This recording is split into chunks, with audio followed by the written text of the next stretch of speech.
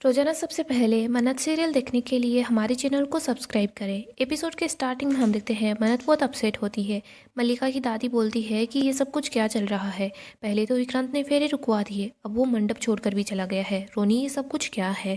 धैर्य बोलता है, मुझे पता है ये सब कुछ क्यों हो रहा है। धैर्य विशाखा के पास जाता है और बोलता है ये सब कुछ आपकी वजह से हो रहा है। विशाखा बोलती है, धैर्य तो पागल हो गया है क्या? मैंने कुछ भी नहीं किया है। धैर्य बोलता है, मुझे सब अच्छे से पता है। गगन धैर्य को रोकने की कोशिश करता है। विशाखा बोलती है कि धैर्य, मेरी वजह से कुछ भी नहीं हुआ है, मैं यहीं पर थी, इन सब लोगों से पूछ लो। और जो कुछ भी इन सब के साथ हो रहा है ना, ये इनके खुद के अपने कर्म है। धैर्य बोलता है कि मुझे तो आपको अपनी माँ कहते हुए भी शर्म आ रही है। श्रुति रोनी के पास जाती है और बोलती है, रोनी जी आप कुछ कीजिए ना, विक्रांत मन्नत से कितना प्यार करता है, वो ऐसे शादी छोड़कर बीच में थोड़ी ना जा सकता है। आप ही कुछ कीजिए वरना मेरी बच्ची का क्या होगा। सभी लोग बहुत ही ज़्यादा दुखी हो जाते हैं। नीतू बोलती है कि सारी की सारी मेरी गलती है। अगर उस दिन मैंने मन्नत को नहीं रोका होता विक्रांत को सच बताने से, तो ऐसा कुछ भी नहीं होता। सारी की सारी मेरी ही गलती है। नीतू अपने आप को थप्पड़ मारने लग जाती है। इधर रोनी और धैर्य दोनों नीतू को संभालते हैं और बोलते हैं कि आपकी कोई गलती नहीं है। मन्नत बोलती है, हमें अंतिम संस्कार की तैयारियां भी करनी है, मैं दूसरे पंडित जी को कॉल करती हूँ। रोनी मन्नत के पास आता है और बोलता है, मन्नत तुम फिक्र मत करो, मैं सब कुछ संभालूंगा। मन्नत बोलती है, नहीं मैं मैनेज कर लूँगी। और हाँ, आप धैर्य सर को बोलिए ना कि ये अकेले नहीं है, इस मुश्किल वक्त में हम सब उनके साथ हैं।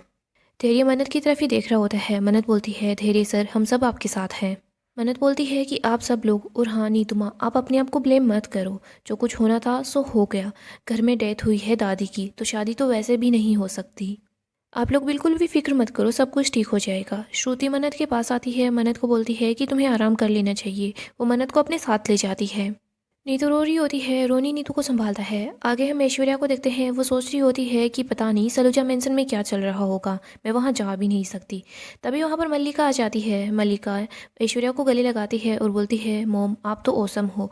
मल्लिका बोलती है, मोम आपका प्लान तो काफ़ी ज़्यादा अच्छा था। पहले जब मन्नत है ना यहाँ से आपसे पहले निकल गई थी ना सलूजा मेंशन से, तो मैंने सोचा था कि कहीं हमारा प्लान फ्लॉप ना हो जाए, लेकिन आपने टाइम पर पहुंचकर सब कुछ अच्छे से संभाल लिया।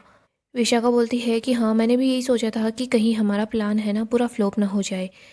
तभी ऐश्वर्या बोलती है कि मेरा दिमाग है ना उस मन्नत से ज़्यादा तेज चलता है, तभी तो मैंने रविंद्र को बोल के पहले ही उन लोगों की गाड़ी को पंचर करवा दिया था।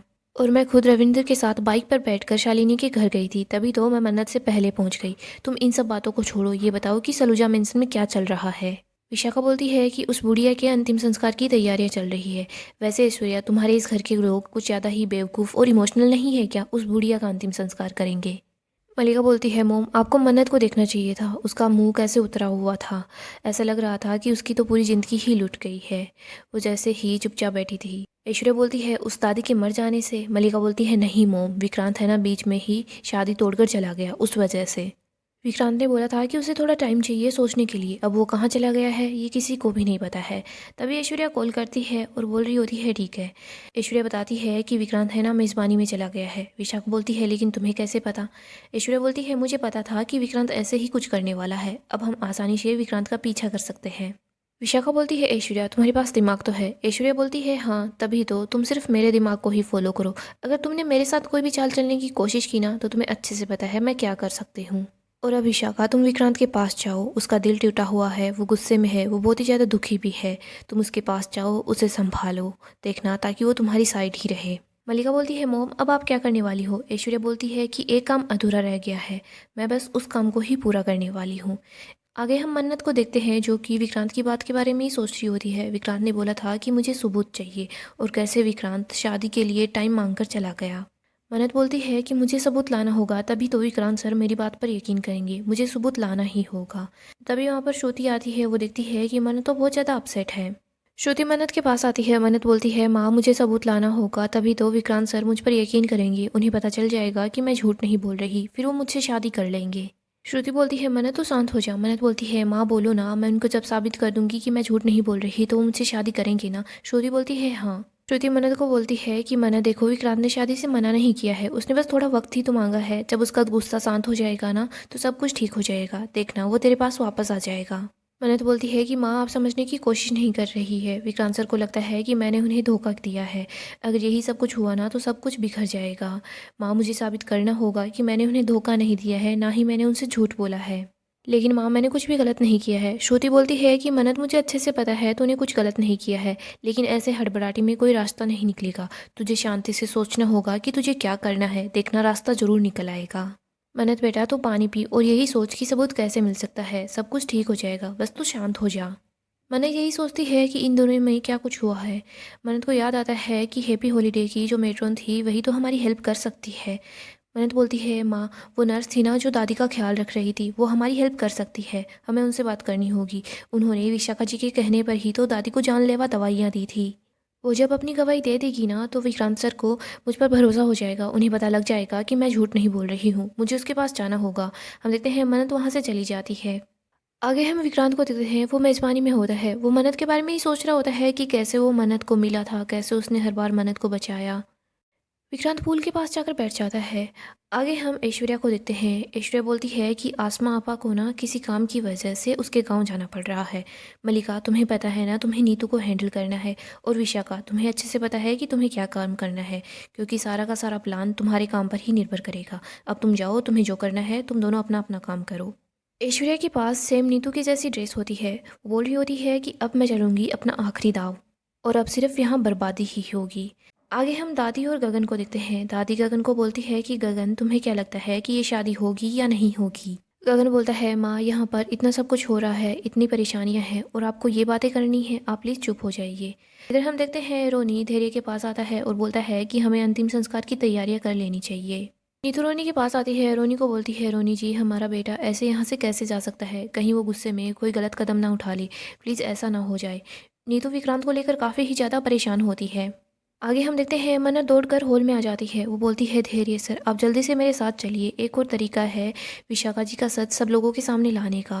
धैर्य बोलता है कहाँ जाना है। मन्नत बोलती है कि बस आप मेरे साथ चलिए। इधर हम देखते हैं विशाखा भी आती है। वो बोल रही होती है अमन अमन।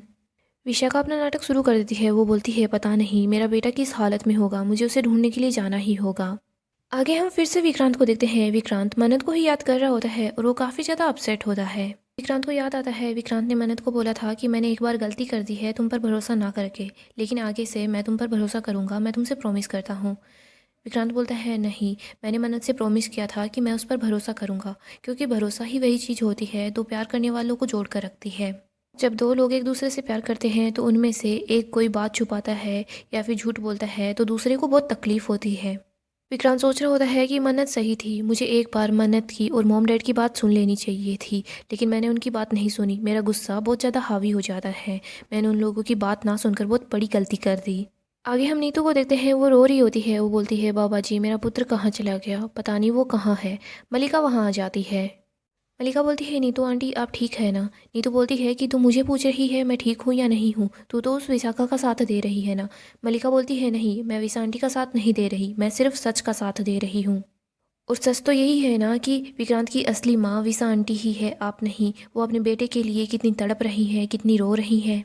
उन बेचारी को पता भी नहीं है कि विक्रांत कहाँ है, लेकिन फिर भी वो रोते रोते अपने बेटे को ढूंढने के लिए निकल गई। आप कहती हैं ना कि आप विक्रांत की मॉम है, आप उसे इतना प्यार करती हैं, तो फिर आप उसको ढूंढने के लिए क्यों नहीं गई, आप यहीं पर क्यों बैठी है। मुझे पूरा यकीन है विक्रांत है ना वो मेज़बानी में ही होगा, और वो विशा आंटी है ना अपने बेटे को ढूंढकर यहाँ ले ही आएगी। नीतू बोलती है नहीं, मैं उस औरत को अपने बेटे पर हक नहीं जताने दूंगी।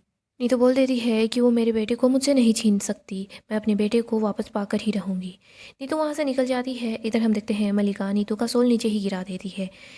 मलिका ऐश्वर्या के पास कॉल करती है और बता देती है कि मोम विशा आंटी तो विक्रांत के पास वहाँ पहुँचती ही होगी, और नीतू आंटी है ना वो अभी अभी यहाँ से निकली है।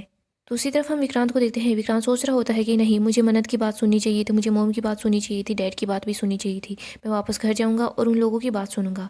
तभी हम देखते हैं वो वहाँ से जा रहा होता है तो अपने सामने विशाखा को देखता है। वो बोलता है कि आप यहाँ पर क्या कर रही हैं। विशाखा अपना नाटक शुरू कर देती है। वो बोलती है मैं बस देखने आई थी कि तुम ठीक हो या नहीं हो। अमन, तुम्हें उदास देखकर मुझे बहुत ज़्यादा तकलीफ होती है। मेरी किस्मत ऐसी है कि मेरे दो दो बेटे हैं, लेकिन मेरे साथ मेरा एक भी बेटा नहीं है। मैं जानती हूँ तुम्हें मुझ पर भरोसा नहीं है, लेकिन इस बात को मैं समझती हूँ। अमन, तुम मुझसे इतने सालों से दूर थे ना, इसीलिए तुम मेरी बातों पर भरोसा नहीं कर पा रहे। लेकिन धैर्य, उसको तो सब कुछ पता है, वो तो सच से वाकिफ़ है, लेकिन फिर भी वो ऐसा क्यों कर रहा है। मैंने उसे कितना अच्छा इंसान बनाया, उसे पढ़ाया लिखाया, लेकिन पता नहीं आज वो उस मन्नत का साथ क्यों दे रहा है। अमन, ऐसा कोई शहर नहीं है जहाँ मैंने तुम्हें ढूंढने की कोशिश न की हो। मैं तुम्हारे लिए कई रातों तक तड़पी हूँ, कई रातों तक मैं सोई नहीं। तेरी को सब कुछ पता है। उसने सोच रखा था कि सही वक्त आने पर वो रोनी सलूजा और नीतू सलूजा को सबक सिखाएगा, लेकिन देखो वो तो खुद ही पलट गया।